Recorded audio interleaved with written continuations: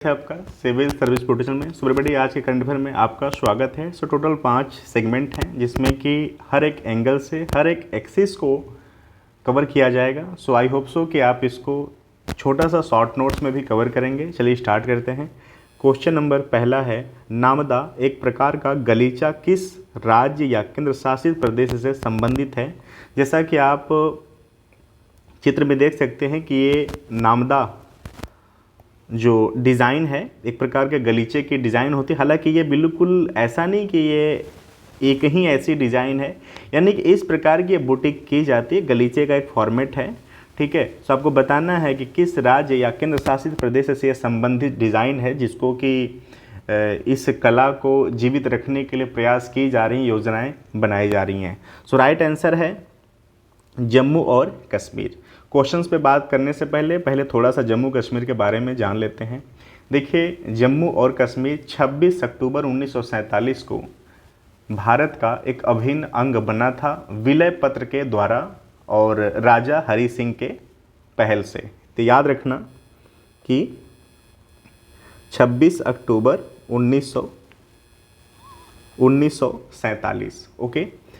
इस महीने में तकरीबन मैंने 5 से 6 बार इसके बारे में बात कर लिया है। अगर आप वीडियो को डेली देख रहे हैं तो ऐसे कंटेंट आप ज़रूर नोट कर रहे होंगे। सो ये मिसलिनियस पॉइंट होते हैं जो कि पता तो सबको होता है, लेकिन कुछ इसके इम्पॉर्टेंट कंटेंट होते हैं, की पॉइंट होते हैं जो कि बार बार पढ़ने पे भी रिकॉल नहीं हो पाता है, ठीक है। सो पहला तो ये हो गया कि 26 अक्टूबर 1947 के द्वारा विलय पत्र के द्वारा, ओके, विलय पत्र के द्वारा भारत का एक अभिन्न अंग बना था। अब जम्मू कश्मीर और लद्दाख कब दोनों अलग हुए हैं और धारा 3 जो आर्टिकल 370 है और 35A है, कब इसके कुछ प्रावधानों को ख़त्म किया गया था, ठीक है। तो वो डेट है 5 अगस्त 2019। इस दिन को जो आर्टिकल 370, ठीक है, और 35A इनके प्रावधानों को ख़त्म किया गया। हालांकि 35A को ख़त्म किया गया और आर्टिकल जो 370 है इसके कुछ प्रावधानों को ख़त्म किया गया, ठीक है। न कि आर्टिकल 370 को, इसके कुछ प्रावधानों को ख़त्म किया गया। विशेष दर्जे की जो इसकी उपलब्धता थी इसको ख़त्म किया गया और ये भारत का एक राज्य के रूप में इसको मान्यता मिली। और इसी डेट को जम्मू एंड कश्मीर और लद्दाख ये भारत के 2 यूटी के रूप में इसको एक्सेप्ट किया गया, ठीक है। सो आई होप सो कि अभी इसके लिए यही अपडेट है। और बाकी अब आते हैं क्वेश्चंस पे। सो स्किल इंडिया के पायलट प्रोजेक्ट के तहत प्रधानमंत्री कौशल विकास योजना PMKVY के एक भाग के रूप में जम्मू और कश्मीर के 6 जिलों के लगभग 2200 व्यक्ति लुप्तप्राय नामदा शिल्प का प्रशिक्षण ले रहे हैं। सो इसको जीवित करने का बिल्कुल प्लान बनाया जा रहा है। तो आई होप सो कि आप समझ गए कि क्वेश्चंस किस बारे में है और क्या मुद्दा था और यह किस योजना के तहत इसको पुनर्जीवित करने की बात कही जा रही है, ओके। चलिए चलते हैं नेक्स्ट क्वेश्चंस पे। क्वेश्चन नंबर दूसरा है, किस कंपनी ने यूरोपीय संघ, ब्राज़ील और अन्य देशों में चैट जीपीटी प्रतिद्वंदी बार्ड लॉन्च किया है। जब से चैट जीपीटी आया है बहुत लोग कह रहे हैं कि ये बहुत सारी चीज़ों को आसान कर दिया है। बहुत लोग कहते हैं कि आगामी समय में ये जो डिपेंडेंसी है आने वाले समय में ये घातक सिद्ध होगी ह्यूमन पावर के लिए। सो वो बात की बात है, कब क्या होगा देखा जाएगा, या जब ऐसे कंटेंट पे हम बात करेंगे तो उस पर भी बात करेंगे मेंस के व्यू से कि चैट जीपीटी से क्या प्रभाव पड़ सकता है हमारे समाज पे, हमारे वर्कलोड पे, ठीक है। सो अभी अगर छोटी सी बात करें कि चैट जीपीटी है क्या, तो देखिए चैट जीपीटी एक प्रकार से AI है। ये आप इसमें अपने क्वेश्चंस को जब इनपुट कराते हो तो ये अपने फॉर्मेशंस के साथ एक आपको आंसर सटीकता के साथ सेटिस्फाई करता है। और ऐसा नहीं कि जैसे आप एक बार डाल दीजिए कि व्हाट इज़ द मैंगो, जैसे मान लीजिए ये चैट जीपीटी है, यहाँ पे क्वेश्चंस बॉक्स बना हुआ है, यहाँ पे टाइप करना होता है आपको अपने क्वेश्चंस को। तो अगर आपने बोल दी व्हाट इज़ द मैंगो, तो अगर आपने कोई पर्सन ए है, व्हाट इज़ द मैंगो पूछा ना, तो उसका आंसर ये देता है। लेकिन कोई पर्सनालिटी बी है, कोई पर्सन बी है, अगर वो बोला कि व्हाट इज़ द मैंगो, तो बिल्कुल जो पहला आंसर है उसको कॉपी कट नहीं करता या, ठीक है। गूगल में क्या है कि सेम आंसर मिलते हैं सेम क्वेश्चंस के, लेकिन इसमें ऐसा नहीं है।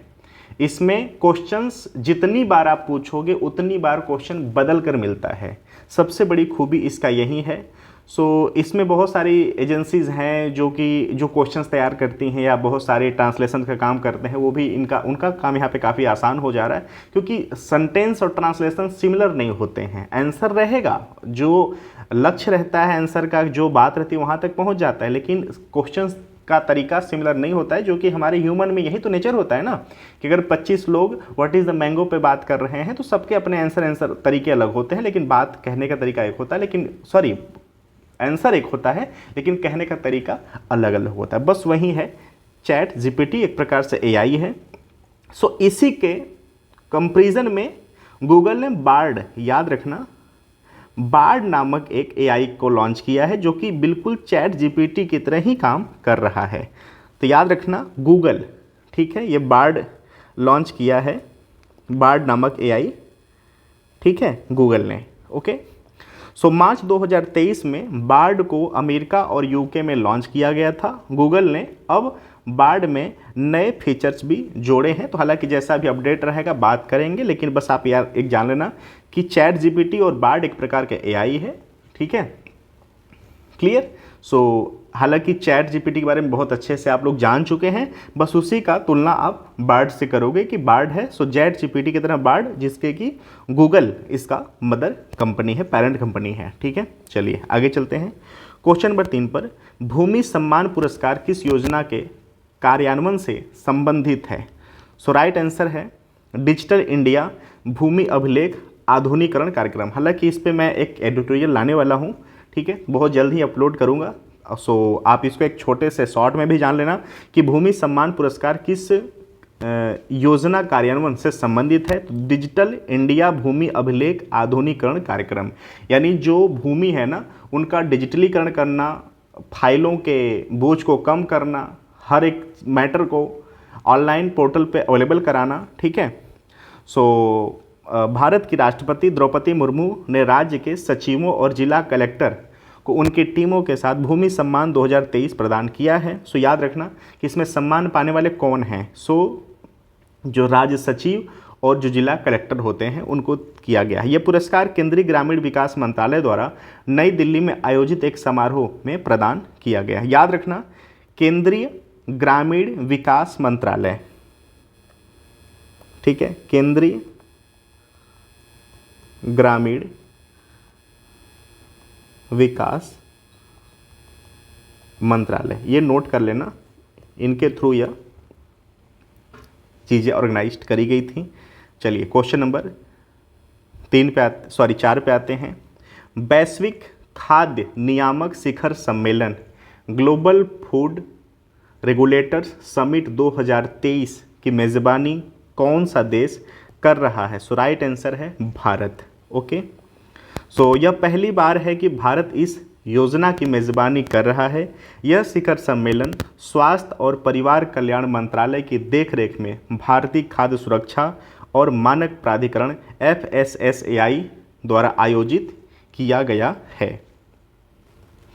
देखिए, इस वीडियो का, इस चैनल का सबसे बड़ी क्वालिटी अभी तक यही मेंटेन है कि जब भी कोई कंटेंट ऐसा आता है, चाहे वो एक्सप्लेनेशंस में हो या क्वेश्चंस में हो, अगर वो की पॉइंट है और वो क्वेश्चंस संभावित है और एग्ज़ाम में ऐसे पॉइंट पे बातें पूछी जा चुकी हैं, तो हम उसको बार बार रिवीजन भी करवाते हैं और उस पर माइंड भी करते हैं कि भाई इस पे भी ध्यान देना है, ठीक है।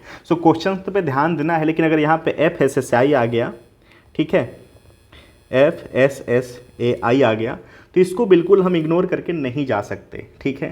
देखिए, इसका जो स्थापना है वह 5 सितंबर 2008 में किया गया था, ठीक है। हेडक्वार्टर की बात करें तो इसका हेडक्वार्टर नई दिल्ली में है, क्लियर। प्लीज़ आप इसको नोट डाउन कर लेना। और इसका फुल फॉर्म की बात करें तो food safety, okay, food safety and food safety and standard authority of India.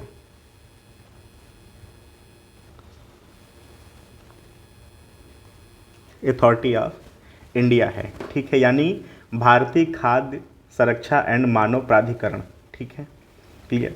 So I hope so कि इसके बारे में बात कर लिया। और इसके अगर बात करें कि पेरेंट एजेंसी कौन है, तो ministry of health and family welfare, government of India इसकी पेरेंट्स कंपनी है। सो क्वेश्चंस में ये भी बातें पूछी जा चुकी हैं। सेक्टर किस सेक्टर पे काम करता है, तो फूड सेफ्टी सेक्टर पे यह काम करता है, याद रखना, फूड सेफ्टी के सेक्टर में यह काम करता है, ठीक है। चलिए आगे चलते हैं। क्वेश्चन नंबर 5 है और लास्ट है। अंतर्राष्ट्रीय ऊर्जा एजेंसी ओके किस संस्था के सहयोग से अंतर्राष्ट्रीय ऊर्जा agency oil 2023 supply and demand dynamic to 2028 report जारी किया है। सो पेट्रोलियम योजना एवं विश्लेषण कक्ष, ठीक है। सो आई होप सो कि हमने इसके बारे में पूरा बात कर लिया। अब थोड़ा सा बात कर लेते हैं अंतर्राष्ट्रीय ऊर्जा एजेंसी के बारे में। सो देखिए, जो IEA है यानी कि अंतर्राष्ट्रीय ऊर्जा एजेंसी, ये एक स्वायत्त अंतर सरकारी संगठन है। ये भी आपको याद रखना है कि यह एक स्वायत्त अंतर सरकारी संगठन है, क्लियर। और इसका स्थापना 1974 में हुआ था, 1974 यानी 47 में हुआ था इसका स्थापना, ठीक है। अगर इसके हम बात करें कि कार्यक्षेत्र और इसके प्रमुख बिंदु के बारे में करें, तो इसके जो टोटल 4 मुख्य क्षेत्र हैं, जिसको कि हम फोरी के नाम से जानते हैं, फोरी के नाम से हम इसको जानते हैं, वह क्या क्या, ऊर्जा सुरक्षा, आर्थिक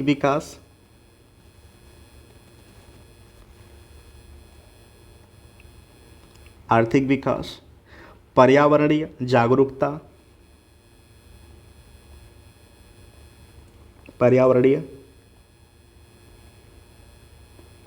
जागरूकता और विश्व को सहयोग के तौर पर शामिल करना, विश्व को सहयोग के तौर पर शामिल करना, क्लियर।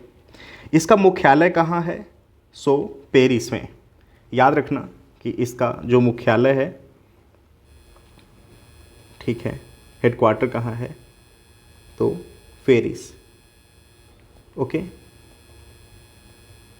क्लियर, मुख्यालय इसका पेरिस में है। सो आई होप सो कि इसके बारे में हमने सब कुछ बात कर लिया। अगर हम वर्तमान में इसके बात करें सदस्यता की, तभी इसके टोटल 30 मेंबर हैं, ठीक है। सो हमने इसके बारे में हर एक डायमेंशंस के बारे में बात कर लिया, ठीक है। और इसका सबसे बड़ी बात क्या है कि इसका सदस्य बनने के लिए ना उम्मीदवार देश को OECD का सदस्य देश होना चाहिए, ठीक है। तो ये भी आप याद रखना कि इसकी सदस्यता लेने के लिए OECD का सदस्य होना अनिवार्य है, क्लियर। सो एवरीबॉडी, आज का एनालिसिस कैसा लगा, क्या आपके एग्ज़ाम के रिलेवेंट बातें हुई हैं? सो प्लीज़ अपनी सजेशंस को ज़रूर देना। अगर आप ये कंटेंट पहले देख चुके हैं तो प्लीज़ आप वीडियो को स्किप करना, क्योंकि समय बहुत ही इम्पॉर्टेंट है। अभी हम चर्चा करने वाले हैं प्रीलिम्स कम्स मेंस पे, कि प्रीलिम्स की प्रिपरेशंस और मेंस के प्रिपरेशंस में क्या डिफरेंस है, और किसको करने के बाद कौन बाई 1 गेट 1 वाला के प्रोसेस के साथ काम होता है कि नहीं, एक पे मेहनत करो दूसरा बिल्कुल खुद ब खुद फ्री में मिल जाता है, ठीक है। सो उस पर हम बात करने वाले हैं। और हमारा जो मेंस का सेशन चलने वाला है उस पर भी बहुत जल्दी हम नोटिफिकेशन देने वाले हैं कि मेंस पे क्या रणनीति बनाकर हम लोग चल रहे हैं। सो कैसा लगा प्लीज़ आप ज़रूर अपनी बातों को रखना, कमेंट बॉक्स आप ही के लिए होता है। आप इसमें से जो भी कमी है आप उसको भी बताएं, जो भी अच्छाई है वो भी बताएं। आपके बातें हमारे लिए मार्गदर्शक का काम करते हैं। Thank you so much. चलिए मिलते हैं नेक्स्ट सेगमेंट में। Thank you so much.